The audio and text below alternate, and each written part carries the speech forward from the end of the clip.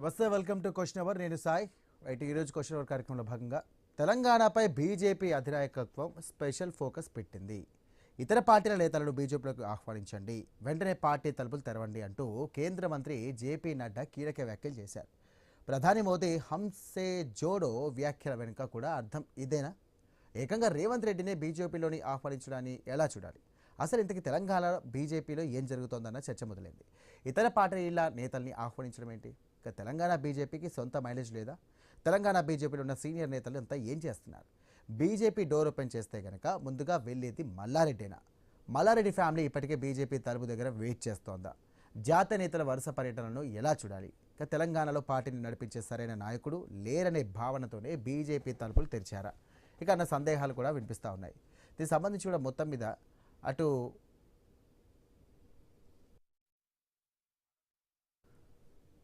ఈ అంశానికి సంబంధించి కూడా గతంలో మోదీ చేసినటువంటి వ్యాఖ్యలు పెద్ద రాజకీయ చర్చకి దారితీసాయి. అసలు మోదీ ఏం మాట్లాడారు ఏంటనే ఒకసారి చూద్దాం. रेवंत जी से कहूंगा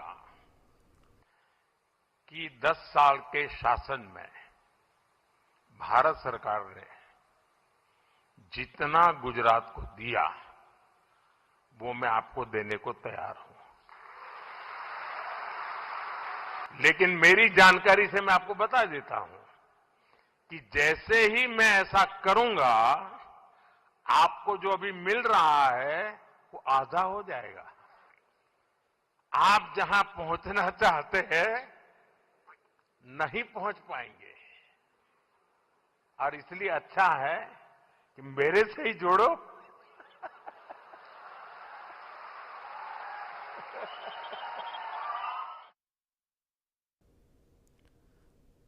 రైట్, మేరేస్ జోడో అంటూ కూడా ప్రధాని మోదీ ఇటీవల జరిగినటువంటి తెలంగాణ రాష్ట్ర పర్యటనలో భాగంగా ఇటు అధికారిక కార్యక్రమాల్లో కూడా రేవంత్ రెడ్డికి సంబంధించినటువంటి వ్యాఖ్యలు మనం చూసాం. ఎందుకంటే ఇది ఒక పార్టీ మీటింగ్ కాదు, ఒక అభివృద్ధి కార్యక్రమంలో భాగంగా మాట్లాడడం జరిగింది. మాతో కనుక మీరు సఖ్యతగా ఉంటే కనుక లేదా మాతో జోడీ కడితే కనుక తెలంగాణ రాష్ట్ర అభివృద్ధి సాధ్యమవుతుంది అన్న చందంగా మాట్లాడారని చెప్పేసి ఒక వర్గం అంటున్నటువంటి మాట. లేదు, రేవంత్ రెడ్డి త్వరలోనే బీజేపీతో జాయిన్ అయ్యి ఖచ్చితంగా కూడా బీజేపీతో సత్సంబంధాలు పెట్టుకొని ఖచ్చితంగా కూడా తెలంగాణ రాష్ట్ర అభివృద్ధికి ముందడుగు వేస్తారు, లేకుంటే బీజేపీకి సంబంధించి అనుకూలంగా ఉంటారని చెప్పేసి ఒక వర్గం చెప్తున్నటువంటి మాట. రైట్, ఇదంతా పక్కన పెడితే కనుక అటు బీజేపీ ఎంపీ ఈటెల రాజేందర్ ఇక తెలంగాణని తనకు మొదటి ప్రాధాన్యత అంటూ కూడా వేసినటువంటి వ్యాఖ్యలు ప్రస్తుతం రాజకీయ వర్గాల్లో చక్కర్లు కొడుతున్నాయి. పార్టీ అయినా వ్యక్తిగతమైన తెలంగాణ తర్వాతే అంటూ కూడా ఆయన చెప్పుకొచ్చారు. తాను ఎవరో పలకరిస్తే పలికే వ్యక్తిని కాదంటూ కూడా ఆయన కుండబద్దలు కొట్టారు. రైట్, అసలు తెలంగాణ బీజేపీలో ఏం జరుగుతోంది? నిజంగా తెలంగాణ రాష్ట్రంలో బీజేపీ రావడం సాధ్యమేనా?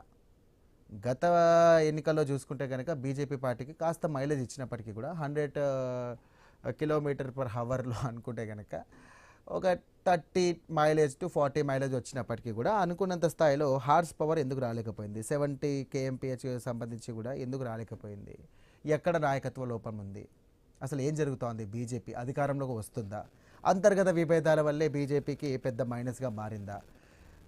బీజేపీ పెద్దలు వచ్చినప్పుడల్లా కూడా ఇక్కడ ఉన్నటువంటి తెలంగాణ రాష్ట్ర నాయకులకు కూడా సంబంధించి కూడా క్లాసు బీకుతూ వెళ్తూ ఉన్నారు. అంతర్గత పోర్లు మానండి మానండి మానండి, కలుపుకొని వెళ్ళండి, కలుపులోకి వెళ్ళండి, ఖచ్చితంగా కూడా మనం ముందుకు వెళ్దాం, ఖచ్చితంగా కూడా అబ్కీ బార్ బీజేపీ సర్కార్ అనే విధంగా కూడా ఖచ్చితంగా రాబోతోంది అని చెప్పేసి చెప్తా ఉన్నారు. మరి తెలంగాణలో బీజేపీకి అసలు ఎక్కడ దెబ్బ పడుతుంది అనే అంశానికి సంబంధించి కూడా మనతో మాట్లాడడానికి ఈరోజు బీజేపీ పార్టీకి చెందినటువంటి సీనియర్ నాయకులైనటువంటి రాణి రుద్రమ గారు ఉన్నారు. రాణి రుద్రమ గారు నమస్కారం.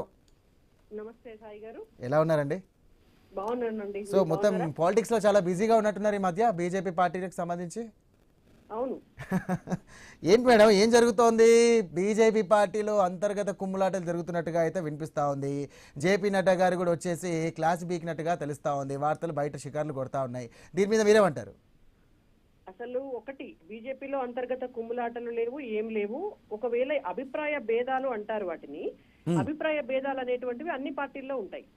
ఇప్పుడు కాంగ్రెస్ పార్టీలో ముఖ్యమంత్రి రేవంత్ రెడ్డి గారికి, బట్టి విక్రమార్క గారికి అభిప్రాయ భేదాలు లేవా? లేదంటే మనకు ఉత్తమ్ కుమార్ రెడ్డి గారికి, రేవంత్ రెడ్డి గారికి అభిప్రాయ భేదాలు లేవా? కోమటిరెడ్డి రాజగోపాల్ రెడ్డి గారికి, కోమటిరెడ్డి వెంకటరెడ్డి గారికి అభిప్రాయ భేదాలు లేవా?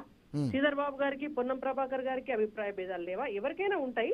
వ్యక్తులైనప్పుడు, వ్యవస్థలో ఉన్నప్పుడు ఎప్పుడైనా కూడా ప్రతి నిర్ణయాన్ని అందరూ ఆమోదించరు, అందరూ వ్యతిరేకించరు. కాబట్టి డిఫరెన్స్ ఆఫ్ ఒపీనియన్ అనేటువంటిది మన ఇంటి నుంచి మొదలు పెడితే, మీ ఐ న్యూస్ ఛానల్ నుంచి మొదలు పెడితే, ఏ పార్టీ, మా బీజేపీ పార్టీలో కావచ్చు, ఎక్కడైనా ఉంటది. అది ప్రజాస్వామ్యానికి అదొక బ్యూటీ ఆఫ్ డెమోక్రసీ. కాబట్టి దాన్ని మనం అలాగే పాజిటివ్ గా చూడాలి. నెంబర్ 2, జేపీ నడ్డా గారు క్లాస్ తీసుకున్నారు అనేటువంటి మాట అబద్ధం. దాన్ని క్లాస్ అనరు. ఇవాళ బయట మీడియాలో ప్రచారం కావచ్చు, ప్రతిపక్షాలు మాట్లాడడం కావచ్చు, కొంత ప్రభుత్వానికి అనుకూలంగా ఉండేటటువంటి మీడియా రాసే విధానంలో అలా క్లాస్ తీసుకున్నారు అనేటువంటి మాట వాడుతున్నారు. కానీ రాణి రుద్రమ గారు చెప్పండి, మీరు అన్నట్టుగా అభిప్రాయ భేదాలు ఉన్నట్టేనా, మీరు ఒప్పుకున్నట్టేనా? అంటే మీరే చెప్పారు కదా అభిప్రాయ భేదాలు ఉన్నాయని చెప్పేసి. అభిప్రాయ భేదాలు ఎక్కడైనా ఉంటాయండి, ఎవరికైనా ఉంటాయి. సో ఇదే ప్రధాన కారణంగానే బీజేపీ పార్టీకి మైలేజ్ తగ్గిందని చెప్పేసి బయట ప్రజల్లో అట్లా ఏముండదండి, అట్లా ఏముండదు. పార్టీ అధికారంలోకి రావడానికి ఇప్పుడు బీఆర్ఎస్ పార్టీ అధికారాన్ని కోల్పోయింది. అయితే వాళ్ళకి అభిప్రాయ భేదాలతో కోల్పోయిందా? కాదు కదా, ప్రజా వ్యతిరేకతోటి కోల్పోయింది. కాంగ్రెస్ పార్టీ అధికారంలోకి వచ్చింది, దేనికి వచ్చింది? అభిప్రాయ భేదాలు లేకపోతే వచ్చిందా? కాదు కదా. బీఆర్ఎస్ ఆల్టర్నేట్ గా కాంగ్రెస్ ఉంది అనుకున్నారు, ప్రజలు ఓటేశారు అంతే. కాబట్టి ప్రజలు ఓట్లు వేయడానికి, పార్టీ అధికారంలోకి రావడానికి ఈ చిన్న చిన్నవి ఎప్పుడు కూడా కారణము కావు. మాకు నడ్డా గారు చెప్పింది కూడా ఏమిటి అని అంటే, చాలా స్పష్టంగా మీరందరూ కలిసిమెలిసి ఇంకా గట్టిగా పనిచేయాలి. మీరు అట్లా పనిచేశారు కాబట్టే మనకు 17 ఎంపీ స్థానాల్లో 8 ఎంపీ స్థానాలు వచ్చాయి. అట్లా పనిచేశాం కాబట్టి 700 సర్పంచ్ స్థానాలు వచ్చాయి. అట్లా పనిచేశాం కాబట్టి 6 మున్సిపల్ కార్పొరేషన్స్ లో ఒక మున్సిపాలిటీ మాకు వచ్చింది మొన్న. రేపొద్దున జిహెచ్ఎంసీని కూడా కైవసం చేసుకోవాలనేటువంటి ఉద్దేశంతో అందరినీ సమాయత్తం చేశారు నడ్డా గారు. దానికి తోడుగా ఇంకా అంటే భవిష్యత్తులో రాబోయేటటువంటి ఎన్నికల్లో బీజేపీ తెలంగాణ రాష్ట్రంలో అధికారంలోకి రావాలి కాబట్టి దానికి సమాయత్తం చేస్తూ మా పార్టీ నాయకులు రుద్రమ గారు, మీ పార్టీ మీద అంత నమ్మకం ఉంటే కనుక ఖచ్చితంగా కూడా ఒక విధంగా చూస్తే మరి వలసవాదులను ఎందుకు ప్రోత్సహిస్తున్నారు? వలసవాదులు అనరండి దాన్ని. ఏ పార్టీలో పక్క పార్టీ వాళ్ళు చేరట్లేరు చెప్పండి. మా పార్టీ కంటే ఎక్కువ కాంగ్రెస్, మా పార్టీలోంచి పోయిన వాళ్ళంతా కాంగ్రెస్ పార్టీలో చేరారు. మా పార్టీలోకి వచ్చిన వాళ్ళంతా గతంలో బీఆర్ఎస్ నుంచి కాంగ్రెస్ నుంచి వచ్చారు, మళ్ళీ వెళ్ళిపోయారు. మరి అది కూడా వలసవాదమేగా. మరి ఇప్పుడు వలసవాదాన్ని కాంగ్రెస్ పార్టీ ఎందుకు ప్రోత్సహిస్తోంది? వలసవాదమే అయితే బీఆర్ఎస్ పార్టీ ఎందుకు ప్రోత్సహిస్తోంది? అలా ఉండదు. రాజకీయాల్లో ఎప్పుడైనా కూడా ఏముంటుందంటే, రాజకీయాల్లో ఉన్నటువంటి వ్యక్తులు ఎవరైనా కూడా వాళ్ళ లక్ష్యాలను బట్టి వాళ్ళ పార్టీని చూస్ చేసుకోవడం అనేది జరుగుతుంది. కొంతమందికి ఎట్లా ఉంటదంటే, ఎట్టి పరిస్థితుల్లో నేను ఎమ్మెల్యే కావాలి అని అనుకుంటారు. వాళ్ళు ఏ పార్టీ అధికారంలోకి వస్తుంది అనుకుంటే ఆ పార్టీలోకి వెళ్ళిపోతారు. ఓకే.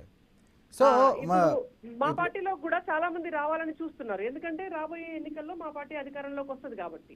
కానీ రుద్రమ గారు, బీజేపీ పార్టీకి సంబంధించినటువంటి నాయకత్వంలో భాగంగా చూసుకుంటే కనుక బండి సంజయ్ టైంలో ఉన్నప్పుడు బీజేపీ ఒక రేంజ్లో దూసుకెళ్ళిందని చెప్పేసి తెలంగాణ రాష్ట్ర వ్యాప్తంగా జగబెరిగిన సత్యం. అది వాస్తవంగా చెప్పాలంటే బండి సంజయ్ గారు ఆ టైంలో కూడా చూసుకున్నట్టయితే కేసీఆర్కి సంబంధించి కూడా ఆయన సై అయిన విధంగా కూడా ముందుకు సాగారు. కేసుల పర్వం నడిచింది, అరెస్టులు, ధర్నాలు ఎన్నో చేశారు. కానీ అప్పుడున్నటువంటి ఆ డిమాండ్ కానివ్వండి, దానికి సంబంధించినటువంటి ఫోకస్ ఇప్పుడు ఎందుకు తగ్గింది?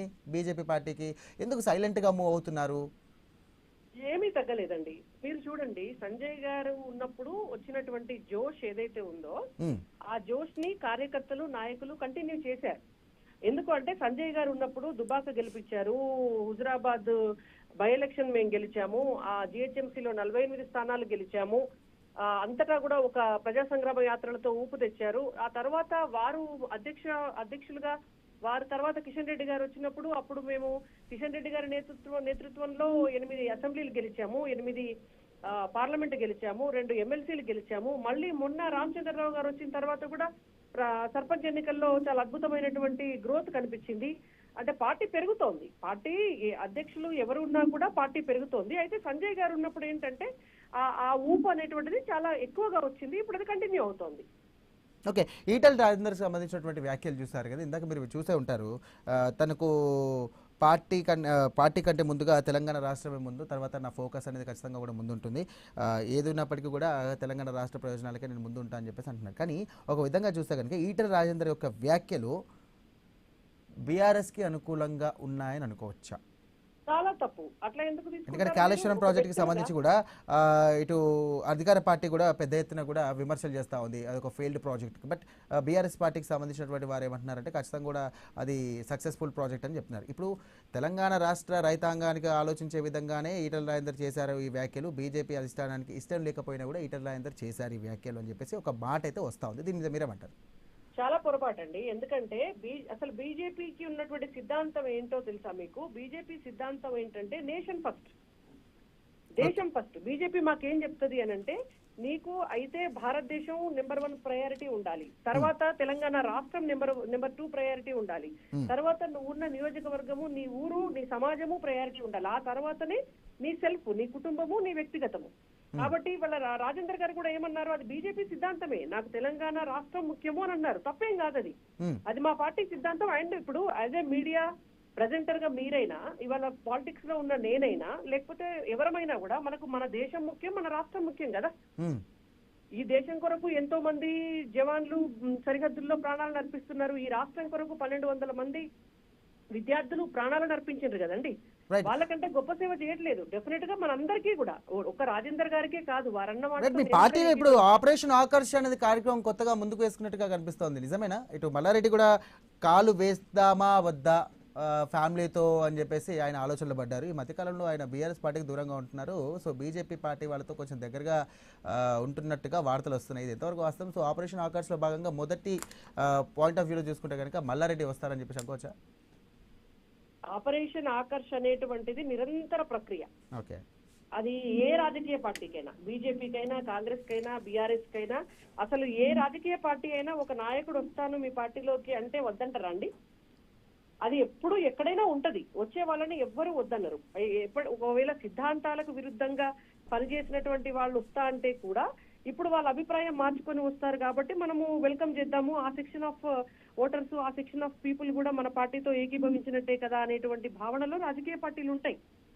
కాబట్టి డెఫినెట్ గా ఏ రాజకీయ పార్టీ అయినా కూడా ఆపరేషన్ ఆకర్ష్ అనేటువంటి గతంలో చూసుకున్నట్టయితే ఇంకో విషయం కూడా అండి రుద్రమ్మ గారు, గతంలో చూసుకున్నట్టయితే ఇటు పవన్ కళ్యాణ్కి సంబంధించి మేము సపోర్ట్ ఇస్తామన్నా కూడా మాకు బీజేపీ పార్టీకి మీరు సపోర్ట్ తీసుకోలేదని చెప్పేసి ఒక వాదన అయితే బయటకు వచ్చింది. సో ఇప్పుడు జనసేన పార్టీ కూడా తెలంగాణ రాష్ట్రంలో వచ్చేసింది. సో పార్టీ ఆఫీస్ కూడా ఓపెన్ చేసేసారు.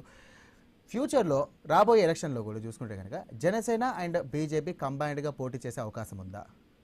మా పార్టీ అధ్యక్షులు రామచంద్రరావు గారు చాలా స్పష్టంగా మీడియా ముఖంగా చెప్పారు, మేము ఏ పార్టీలతోటి పొత్తు పెట్టుకోబోవట్లేదు. జిహెచ్ఎంసీ ఎన్నికల్లో మేము ఓన్లీ సింగిల్ పార్టీగా భారతీయ జనతా పార్టీ జిహెచ్ఎంసీలో, అలాగే వరంగల్, ఖమ్మం కార్పొరేషన్ ఎన్నికల్లో, సిద్దిపేట కూడా, సో ఈ కార్పొరేషన్ ఎన్నికల్లో కూడా మేము పోటీ చేయబోతున్నాము అనేది చాలా స్పష్టంగా వారు చెప్పారు. మా పార్టీలో రాష్ట్ర అధ్యక్షుల మాటే సుప్రీం కాబట్టి వారి మాటే మా అందరి మాట. ఈ మధ్యకాలంలో బీజేపీ పార్టీలో పెద్ద తలలు ఎవరైనా వచ్చే అవకాశం ఉందనుకోవచ్చా? వస్తే వస్తుండొచ్చు, మంచిదే కదా. Okay, so we welcome everyone. ఈ మధ్యకాలంలో చూసుకున్నట్టయితే మేడం బీజేపీ పార్టీకి ఒక విధంగా చెప్పాలంటే మేడం, ఒప్పుకున్నా ఒప్పుకోకపోయినా కూడా ఒక విధంగా చెప్పాలంటే బీజేపీ పార్టీలో గ్రూప్ రాజకీయాలు ఉన్నాయి. ఎంపీ అరవింద్కి సంబంధించి ఒక గ్రూపు, ఈటల రాజేందర్కి సంబంధించి ఒక గ్రూపు, రామచంద్రరావుకి సంబంధించిన ఒక గ్రూపు, కిషన్ రెడ్డికి సంబంధించిన ఒక గ్రూపు, బండి సంజయ్కి సంబంధించి ఒక గ్రూపు, లక్ష్మణ్కి సంబంధించి ఒక గ్రూపు. సో ఈ గ్రూప్ రాజకీయాలు ఎక్కువగా ఉన్నాయి. ఈ వ్యక్తి దగ్గరికి వెళ్తే ఈ వ్యక్తి దగ్గరికి వెళ్ళిన ప్రాబ్లమే, ఈ వ్యక్తి దగ్గరికి వెళ్తే ఈ వ్యక్తి దగ్గరికి ప్రాబ్లమే. బట్ ఇదంతా కొంచెం నాయకత్వ లోపం వల్ల కింద ఉన్నటువంటి క్యాడర్కి చాలా మటుకు ఇబ్బంది జరుగుతున్నటువంటి వాదన కొన్ని రోజులుగా వినిపిస్తున్నటువంటి మాట.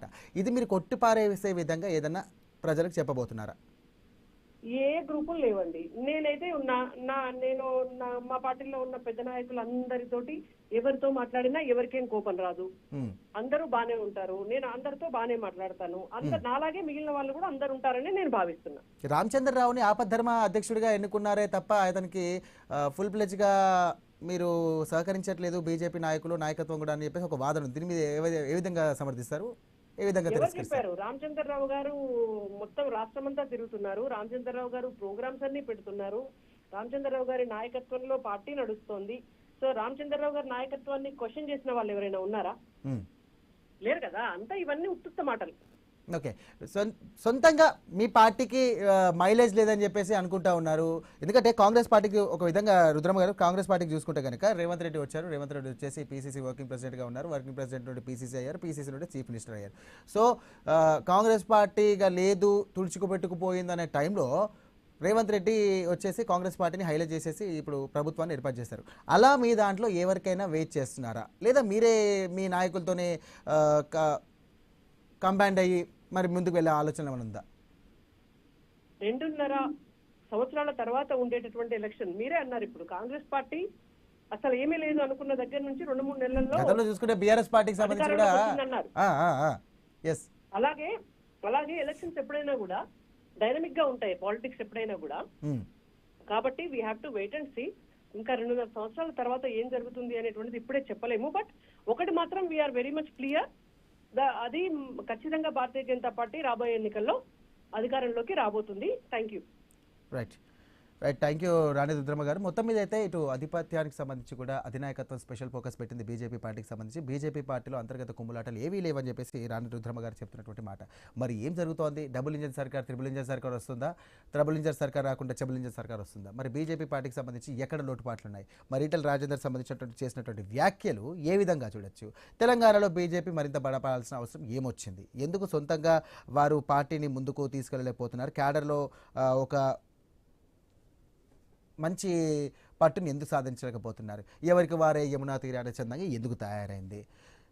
ఎందుకు దీనికి సంబంధించి కూడా పార్టీ అధినాయకత్వం వీరిపైన ప్రత్యేకంగా తెలంగాణలో ఎందుకు పోటీ చేసినప్పటికీ కూడా అధికార